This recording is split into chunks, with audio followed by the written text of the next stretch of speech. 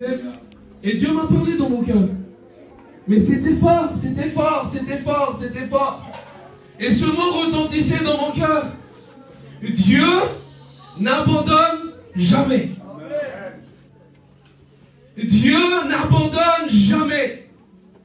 Depuis que le monde est monde, depuis que Dieu a créé toutes choses, Dieu n'a jamais abandonné. Il a toujours voulu trouver une solution pour l'humanité. Même lorsqu'il a désobéi, même lorsque l'homme s'est éloigné, même lorsque l'homme a transgressé, Dieu a toujours cherché, alléluia, à protéger, à garder l'homme près de lui.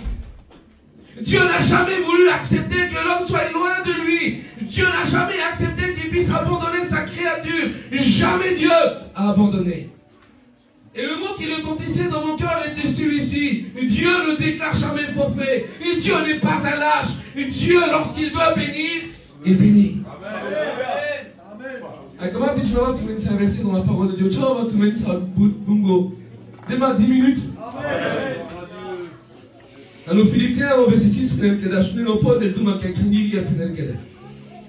je suis persuadé que celui qui a commencé en vous cette bonne œuvre la rendra parfaite. Lorsque Dieu commence à œuvrer un cœur, lorsque Dieu commence à œuvrer un foyer, lorsque Dieu a commencé à bénir, lorsque Dieu a commencé à parler dans ton cœur, Dieu n'a jamais abandonné l'œuvre qu'il a construite dans ton cœur. Et rappelle-toi les jours où Dieu t'avait béni. Et rappelle-toi les jours où Dieu t'avait parlé. Et rappelle-toi le jour où tu avais compris que Dieu existe. Et rappelle-toi les jours où Dieu t'avait promis un berceau.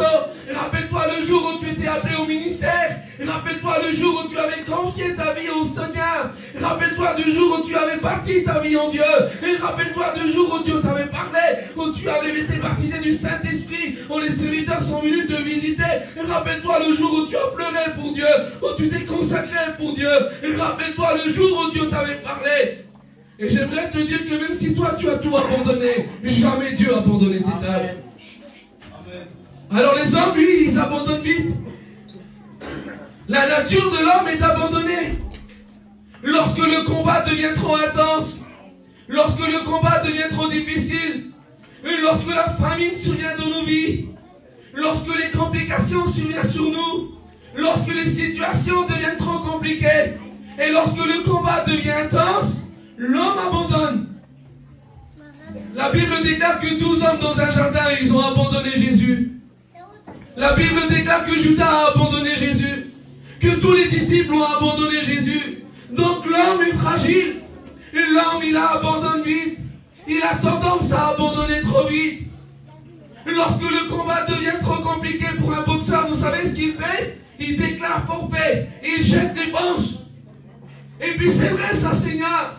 À combien de fois dans nos vies on a voulu tout abandonner, tout laisser tomber, arrêter la course, arrêter de poursuivre l'œuvre de Dieu, parce que c'était devenu trop compliqué. Mais gloire à Dieu, parce que Dieu n'abandonne jamais. Amen. Et puis il y a une histoire qui m'a parlé dans mon cœur. Vous connaissez l'histoire du fils prodigue? Où un jour un fils abandonne un père. Vous n'écouterez jamais, écoutez bien ce que je vais vous dire. Jamais vous écouterez dans la parole de Dieu qu'un père abandonne un fils. C'est toujours le fils qui abandonne le père. Et puis là, le fils va abandonner son père. Va prendre une décision, va demander la part de son héritage. Et puis lui, dans son cœur, il a cru faire bien. Donc il va prendre toutes ses richesses. Tout ce que pendant des années, il a construit avec l'intimité de son père. Donc il va prendre toutes ses richesses. Il va prendre une décision et puis il va s'éloigner. Lorsque lui va abandonner le père, écoutez, la Bible déclare qu'il va dissiper tout son bien. On connaît l'histoire. Il va tout dissiper, il va tout perdre. Il va tout abandonner. Abandonner tout ce que le père l'avait donné. Il va s'enfuir de son père. Lui, il va abandonner le père. Mais le père, lui, il n'a jamais abandonné. Un jour, j'ai eu cette réflexion dans mon cœur, garçon. Prends un évadé d'une prison. Alors même s'il arrive à s'évader d'une prison, même s'il va faire son possible, certains ont regardé la série Prison Break. Alors même s'ils sont arrivés à sortir d'une prison, Même s'ils sont arrivés à s'évader, peu importe le moyen, peu importe comment ils ont fait, même s'ils sont arrivés à sortir de la prison, jamais la prison va sortir d'eux. Ils seront pourchassés avec des Interpol. Ils verront des photos partout. Mandat de recherche, un tel est recherché, un tel est recherché, un tel est recherché. Partout, tu verras. Tu vas allumer la télé, tu vas voir, tu vois ton visage. Tu vas allumer le poste, tu vas allumer la radio. Tu vas écouter ton nom de partout. Et ça, c'est un évadé. Et puis j'ai eu cette réflexion dans mon cœur que même si toi, tu as abandonné le Père, jamais le Père t'a abandonné. Alors même si toi, tu t'es enfui du Père, jamais le Père s'est enfui de toi. Dieu te pourchasse. Parce que Dieu n'abandonne jamais. Et donc le Fils va tout abandonner, va tout laisser tomber. Et Dieu hier m'a parlé dans mon cœur. En me disant ça, tu crois que le Fils a tout perdu ou il a tout abandonné? Et c'est une question qui s'est posée dans mon cœur. Je disais, Seigneur, non, il n'a pas perdu, parce que perdre quelque chose, c'est sans le vouloir. Mais lorsque le Fils va s'éloigner du Père, c'est une conscience pure, et il a voulu tout abandonner. Et la Bible déclare que lorsqu'il va revenir vers son Père, Dieu va lui donner l'alliance, le vêtement, les chaussures. Et je me suis dit, c'est donc que s'il est parti de la maison du Père, donc lui, il avait son alliance, lui, il avait ses chaussures, et puis lui, il avait ses vêtements. Mais lorsque la famine va survenir, Pépino, quand avait les bocs, c'est plus qu'un regard pélassique par les bocs. Non, les pérois, sûrement que l'alliance, il n'a pas perdu. Sûrement que les vêtements, il ne les a pas perdus. Sûrement que les chaussures, il ne les a pas perdues. J'en suis sûr et certain que les chaussures ont été vendues, que l'alliance a été vendue, que les vêtements ont été vendus, parce qu'ils avaient un grand prix, parce qu'ils venaient de son Père, et son Père était riche. Et puis là, tout qui va rester, tu as fait de la même manière. Dieu t'avait donné beaucoup de richesses. Est-ce que tu as fait, toi, lorsque la famine est venue dans ton foyer, quand à l'époque, quand les moments difficiles sont survenus dans ta vie, alors oui, tu étais appelé au ministère. Alors oui, Dieu t'avait promis un berceau. Alors oui, Dieu t'avait promis beaucoup de promesses. Alors Dieu t'avait promis beaucoup de choses.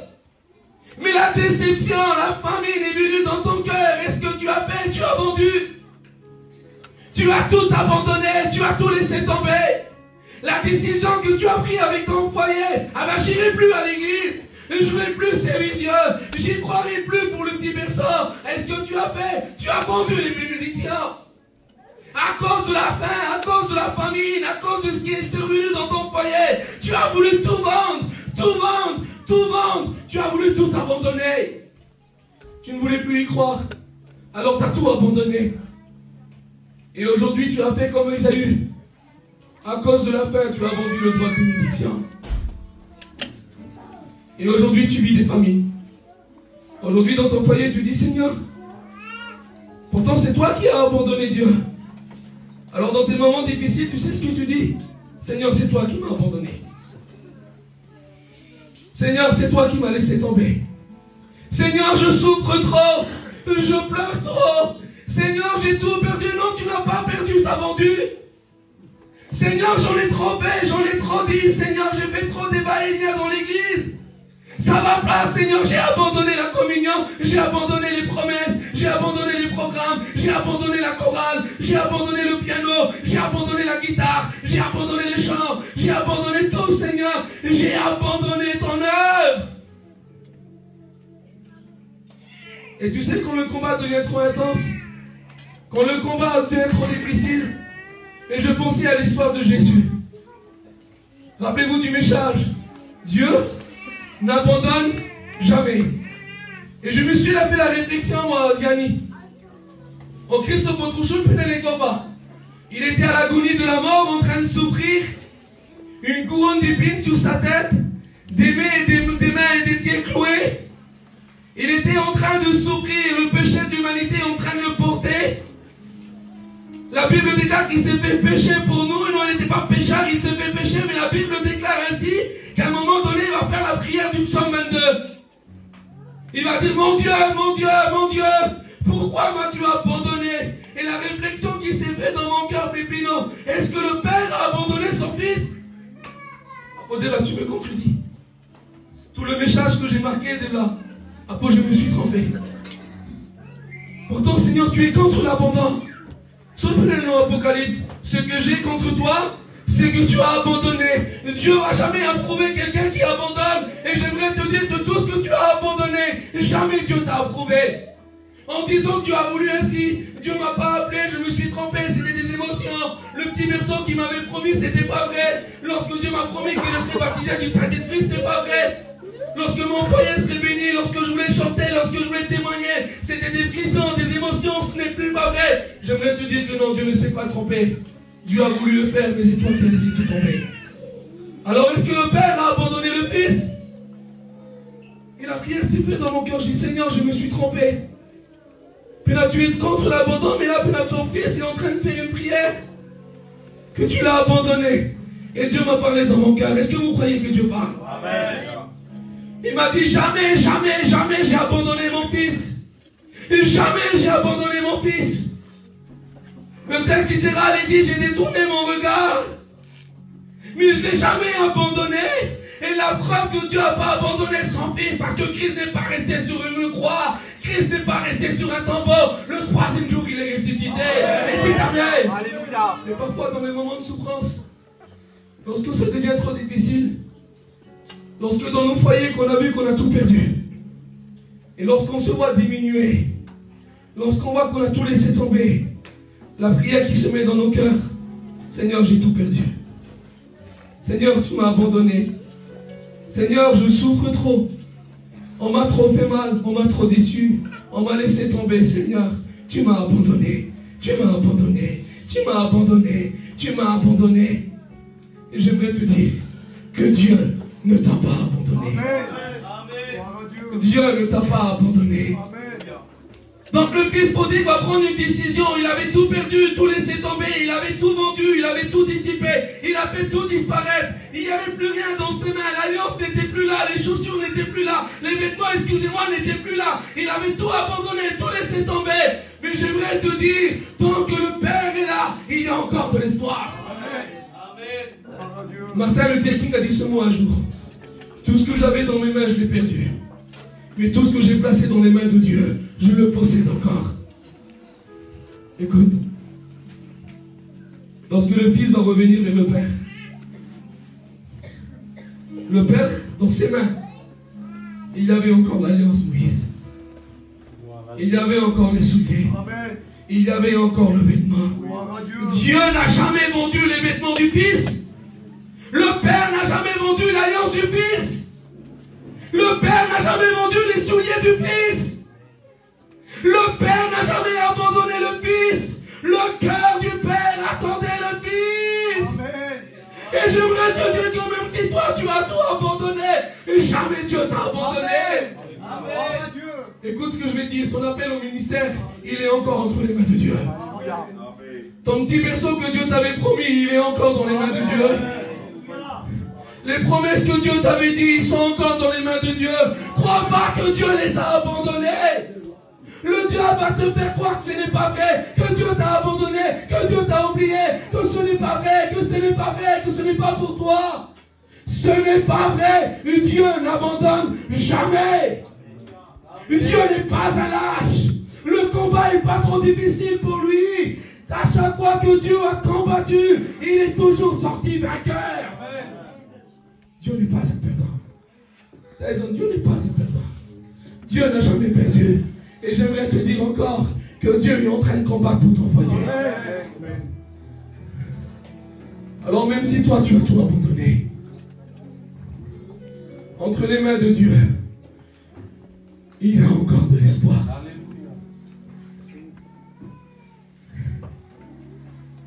Et je vais finir avec ce mot, Guette. Je ne vais pas être plus loin. C'est le mot de Dieu que j'avais dans mon cœur. Écoute-moi. Même si tu crois que tout est perdu. Des tuberges, des triberges, des penchants, des chansons, ça va quelqu'un guéri. Mais clés m'ont appelé au ministère, mais clés m'ont au foyer, mais clés kako, mais clés kako, mais clés mes communions. Des bouts de berchima la culto, des bouts de berchima djilaba, des bouts de berchima quel choral, des bouts de berchima quel missionnaire, des bouts de berchima quel séminaire, des bouts de brama, chimalara la présence de Dieu. Et là, tout Guébar et Soachoun.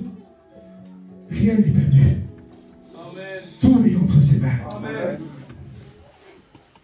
Mais dans mes mains, il n'y a plus rien. C'est pas grave. Tout est entre ses mains. Amen. Le fils prodigue n'avait plus rien dans ses mains. Il avait tout perdu. Il était vide. Il avait tout dissipé. Mais rien n'est perdu. Amen. Tout est entre ses mains. Quand même, ça aurait été pendant la.